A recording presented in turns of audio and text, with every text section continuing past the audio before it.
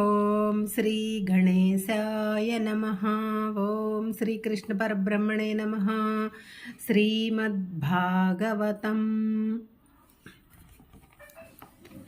భాగవతంలో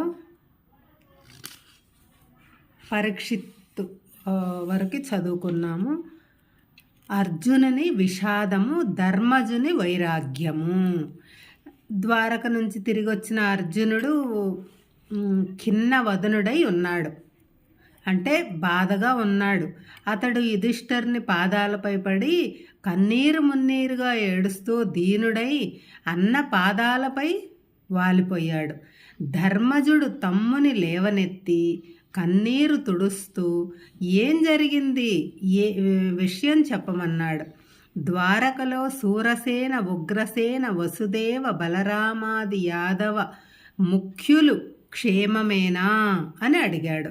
ఏం జరిగింది? ఆయన అర్జునుడు అంత బాధపడుతుంటే ఏం జరిగింది, ఎందుకు అలా బాధపడుతున్నావు, వాళ్ళందరూ క్షేమమేనా అని అడిగాడు. వసుదేవ పత్నులు 7 వారి పుత్రులు కుశలమేనా అని అడిగాడు. అక్రూర, శృత, దేవ, ఉద్దవాది యాదవ సజ్జనులు క్షేమమే కదా అని అడిగాడు. ప్రద్యుమ్నాది శ్రీకృష్ణ పుత్రులు బాగున్నారా అని అడిగాడు. శ్రీకృష్ణ పత్నులు అందరూ ఆ దేవదేవుని సేవిస్తూ సంతోషంగా ఉన్నారు కదా అని అడిగాడు. దేనికి బదులు చెప్పకుండా ఏడుస్తున్న తమ్మునితో చివరికి ఇట్లా అన్నాడు. నాయనా అర్జున, భక్తవత్సలుడు, ఈశ్వరుడు, జగద్రక్షకుడు అయిన గోవిందుడు బలభద్రునితో కూడి సుధర్మాసభాస్థలిలో సుఖాసీనుడై ఉన్నాడు కదా అని అడిగినా జవాబు రానందున ధర్మజుడు మళ్ళీ ఇలా అడిగాడు. నాయనా, నీ విచారానికి కారణమేంటి? అవమానించబడ్డావా? చేయరానిదేమైనా చేశావా? ఓ విజయుడా, ఏ శత్రువు చేతనైనా నీ ఓడిపోయావా? సాధువులను దూషించావా? పరసతులతో కూడినావా? వీరుల మధ్య మానధనాన్ని పోగొట్టుకున్నావా? ఇస్తానని చెప్పి ఏమన్నా మాట తప్పావా? ఏమన్నా అబద్ధం సాక్ష్యం చెప్పావా? చేసిన మేలుకు దెప్పి పొడిచావా? శరణుజొచ్చిన వారిని, బ్రాహ్మణులను, పశువులను, రోగులను, స్త్రీలను ఏమైనా తరిమివేశావా? బ్రాహ్మణులను అనగొట్టావా? పిల్లలను, వృద్ధులను, గురువులను విడిచి నీ ఒక్కడివే నేరుగా భోజనం చేశావా? ఆశ్రితులను ఆదుకోనకుండా విడిచిపెట్టావా? లోభముచే పర్ల సొత్తును కాజేశావా? నాయనా చెప్పు, నిన్నింతగా బాధించిన విషయమేంటి అని అడిగిన అగ్రజునితో దుర్భర దుఃఖభారముతో కుమిలిపోతూ పెన్నిధిని కోల్పోయిన పేదవలే దీనవదనుడై అర్జునుడు ఇట్లా చెప్తున్నాడు. అన్నా, వాసుదేవుడు మనల్ని విడిచి వెళ్ళి అన్యాయం చేసినాడు కదా, అతని అనుగ్రహం చేతనే కదా మృత్యు యంత్రాన్ని కొట్టి ద్రౌపదిని మనం పొందగలిగాము. అతని చేతనే కదా ఇంద్రుని గెలిచి ఖాండవనాన్ని దహించి యముని చేత అద్భుతమైన భవనాన్ని కట్టించగలిగాము. అతని దయ వల్లనే కదా భీమసేనుడు జరాసంధుని వధించగలిగినాడు. మనము రాజసూయ యోగాన్ని చేయగలిగితిమి. నిండు సభలో ద్రౌపదిని దుశ్శాసనుడు వివస్త్రను చేయబోనుకొని విఫలమయ్యాడు. అతని దయ వల్లనే దుర్యోధనును పంపబడిన 10,000 మంది శిష్యులతో వచ్చిన దూర్వాసముని అతని దివ్యశక్తి చేతనే కదా సంతృప్తి చెంది మనల్ని శపించకుండా మరలి వెళ్ళిపోయాడు. అతని అనుగ్రహం చేతనే కదా నేను పరమశివుని మెప్పించి పాశుపతాస్త్రాన్ని పొందగలిగాను. అతని ఆశీస్సుల చేతనే కదా నేను ఇంద్రునితో సహా ఇంద్రసింహాసనం పైన కూర్చోగలిగాను. అతని శక్తి చేతనే కదా దేవతల గురించి నివాతకవాచాది ఆ అసురులను చంపగలిగాను. అతని అనుగ్రహం చేతనే కదా విరటుని గోవులను కౌరవులు అపహరించకుండా కాపాడగలిగాను. అతని శక్తి చేతనే కదా కర్ణ సైంధవుల తలపాగాలను తెచ్చి ఉత్తరకు ఇవ్వగలిగాను. అతని కృపా కటాక్షము చేతనే కదా కురుక్షేత్రంలో మనకు విజయం సిద్ధించింది. నాకు డాలు వలె ముందర నుంచి కర్ణభీష్మ ద్రోణాదులు కురిపించే అస్త్రశస్త్రాలను అడ్డుకొన్నను రక్షించుతూ తన చూపులచే శత్రు సైనికులను నిర్జీవులుగా చేయటం చేతనే కదా మనము విజయం పొందగలిగాము. ఇక నా ఎడల అతడు చూపుతుండే ప్రేమాధారాలను నేను వర్ణించలేను. నన్ను ప్రేమతో అనేక నామాలతో పిలిచేవాడు. విజయ, ధనుంజయ, హనుమధ్వజ, పాల్గుణ, పాండునందన, అర్జున అంటూ భుజాలు తాకించుచు తిరిగేవాడు. అంతేకాదు ప్రేమాతిశయతో భార్యలు తమలో తాము వాదులాడుకుంటున్నప్పుడు సమాధానపరచటానికి నన్ను పంపించేవాడు. ప్రియ సతులతో తాను సలుపుతుండు శృంగార చేష్టలను కూడా మర్మము లేకుండా నాతో ముచ్చటించేవాడు. ఇలాంటి ప్రేమమూర్తి అయిన ప్రియ సక్కుని హృదయాదినాథుని జగదీశ్వరుని కృష్ణుని విడిచి నేనెలా ఉండగలను? అకట అతని కంటే ముందుగానే పోకుండా నా ప్రాణాలు ఎందుకు ఉన్నాయి? ఇది నా పూర్వజన్మ యొక్క దుష్కర్మ ఫలమేమో.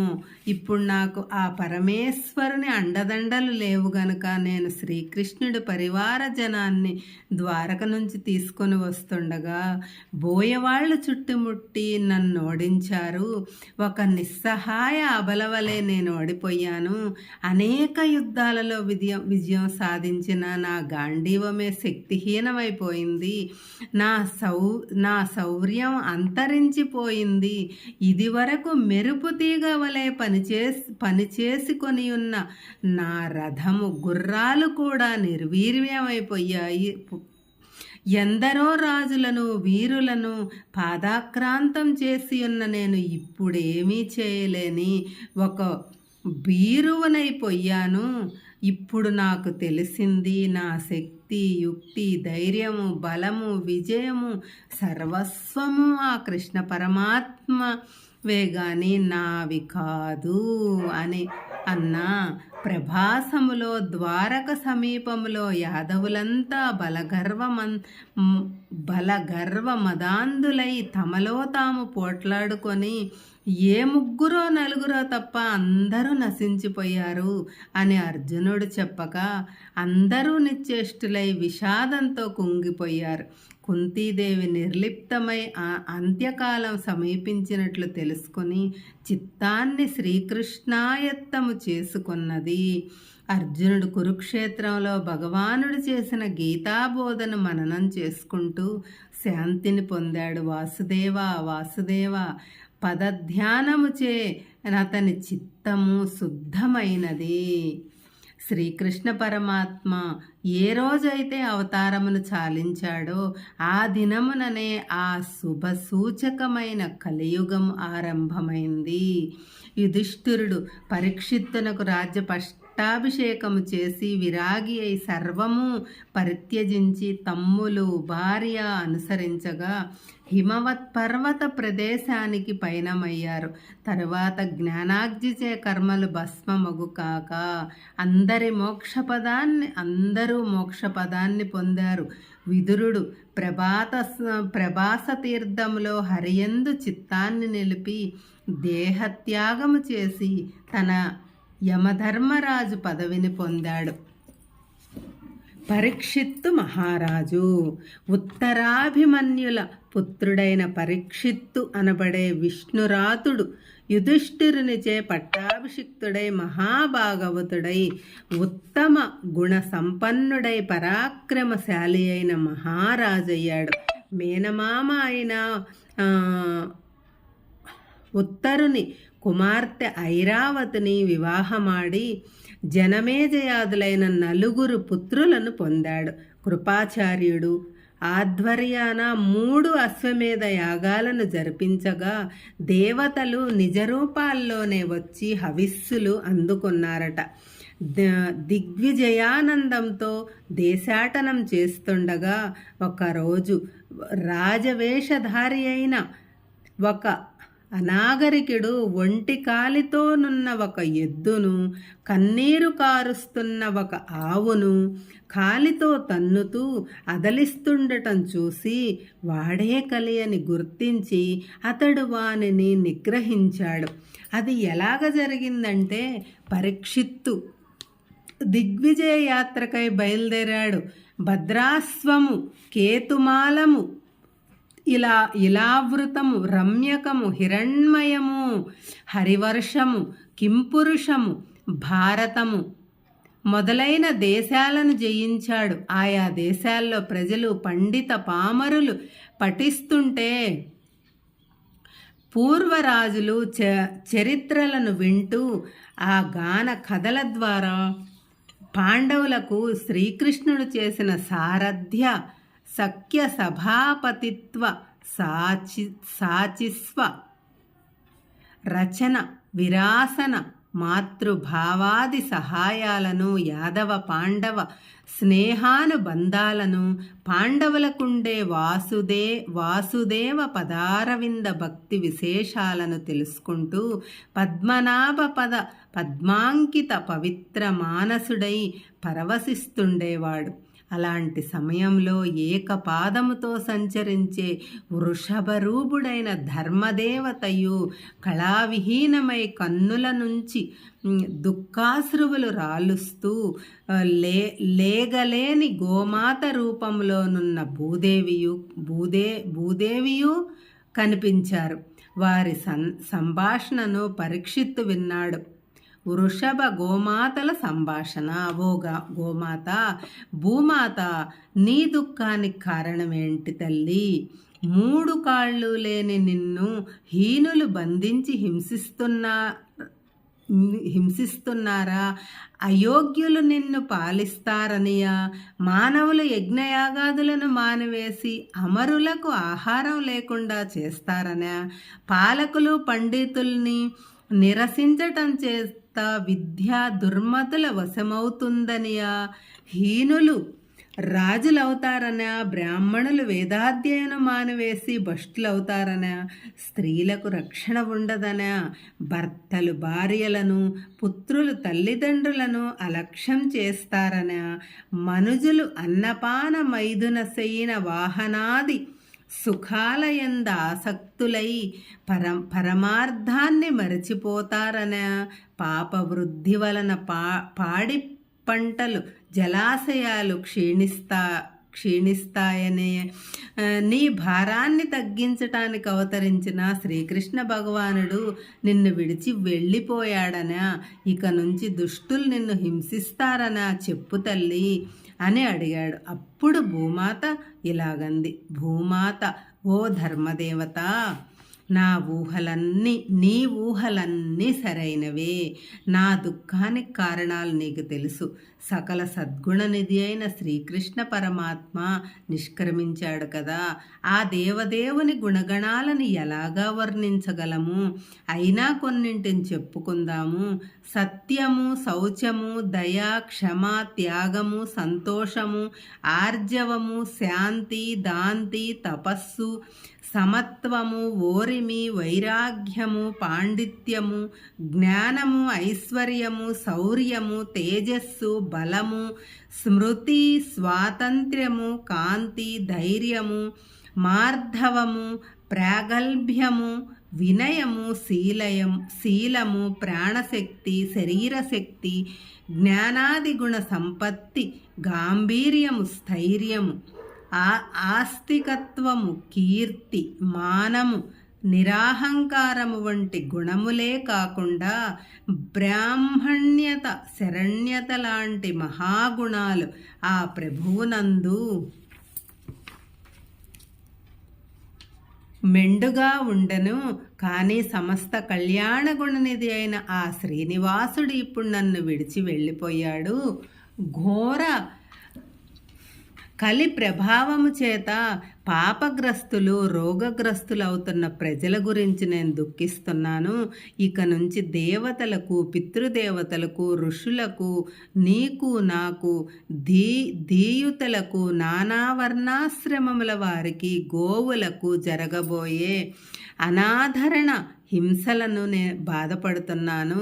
శ్రీహరి పాదస్పర్శ నా పైనున్నంత వరకు నేను స్థిరంగాను నిశ్చింతగాను ఉండగలిగాను. ఆ పాదస్పర్శచే నా మేను హర్షమోదాలతో పులకితమై శక్తిమంతమై ఉండటం చేత సస్యాలు పుష్కలంగా పండి అంతటా సుభిక్షంగా ఉన్నాయి. ఇక మీద నేను ఎలాగుంటానో అని చింతిస్తున్నాను అని గోరూపంలో ఉన్న భూమాత చెప్పింది. ఈ సంభాషణకు పరీక్షిత్తు మహారాజు విన్నాడు. వీళ్ళు మాట్లాడుకునే మాటలన్నీ పరీక్షిత్తు మహారాజు విన్నాడు. ఇంతలో అధమ వర్గానికి చెందిన వ్యక్తి ఒకడు రాజు వేషము ధరించి అక్కడికి వచ్చి తెల్లని శరీరము గల వృషభరాజాన్ని నిర్దయుడై తన్ని నేల కూల్చాడు. తరువాత కన్నీరు కారుస్తున్న గోమాతను కూడా తన్నను ఆరంభించాడు. ఈ దృశ్యాన్ని చూసి సహించలేక పరీక్షిత్ మహారాజు అడ్డం వచ్చి ఇలాగన్నాడు, ఓయి నీవు అసలెవరు?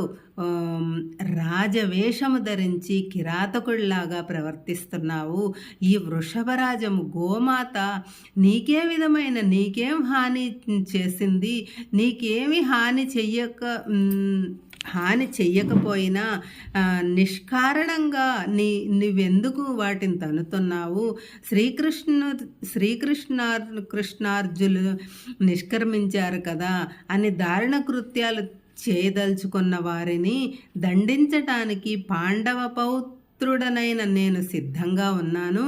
నీవు శిక్షార్హుడవు, నిన్ను దండించవలసినదే అని చెప్పి వృషభముతో ఇలా అన్నాడు, ఓ వృషభరాజా, గడ్డి మేసి నీరు త్రాగి ఎవ్వరికీ ఏ హాని చెయ్యనట్టి నీ యొక్క మూడు కాళ్లను తీసివేసిన ఆ కఠినాత్ముడెవరో చెప్పు, నేను వాళ్ళని శిక్షిస్తాను అని గోమాతతో ఇలా అన్నాడు. తల్లి గోమాత, శ్రీహరి ఈ భూమిని విడిచి వెళ్ళాడని దుఃఖించకు. నీకు ఎట్టి బాధలు కలగకుండా నేను కాపాడుతాను. ఓ గోమాత, సాధు జంతువులను బాధ కలిగించే దుష్టులను భంగపరచని రాజు యొక్క ఆయుష్, పుణ్యము, సంపద, ధనము సర్వము అతనిని విడిచిపోతాయి. దుష్టజనులు అడ్డుకోవటం, శిష్టజనులు ఆదుకోవటం, దుష్టుల్ని శిక్షించటం, శిష్టుల్ని ఆదుకోవటం రాజులకు బ్రహ్మచే విధించబడిన ధర్మము. రాజుకది పరమమైన ధర్మము అని పూర్వులు చెప్పారు. కనుక నేను నిన్ను రక్షిస్తానమ్మా, విచారించకు అని చెప్పగా వృషభుడిలాగన్నాడు, నరేంద్ర, నీవిప్పుడు చెప్పిన మాటలన్నీ ధర్మనందుని పౌత్రుడవైన నీకు ధర్మనందుని పౌత్రుడవైన నీకు ఈ మాటలన్నీ తగినవే. మేము ప్రాణాలకు దుఃఖహేతులను కాము. సుఖకారకులకు మనకు సంభవించే కష్టాలు ఇతరుల అధర్మవర్తనము వలన కలిగినట్టు మనం భావించరాదు. ఆ పరమేశ్వరుని వల్లనే సర్వము సంభవిస్తుంది. ఆయన యొక్క కృత్యాల గురించి తర్కించటం కానీ కారణాలను నిర్దేశించటం కానీ చెయ్యరాదు.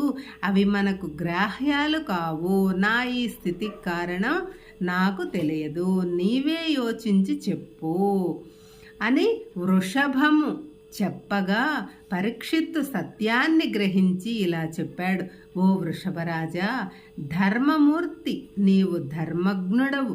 కృతయుగంలో తపః, శౌచ, దయా సత్యాలు 4 నీ యొక్క 4 పాదాల యందుండెను. క్రమముగా ఒక్కొక్క యుగములో ఒక్కొక్క పాదము లోపించి కలియుగములో ఒక్క పాదమే మిగిలి ఉన్నదని విజ్ఞులు చెప్పారు అని చెప్పి భూదేవిని ఊరడించి మెరుపు వలె తన ఖడ్గాన్ని బయటకు లాగి ఘళిపించి కలిపురుషునిపై లంఘించాడు.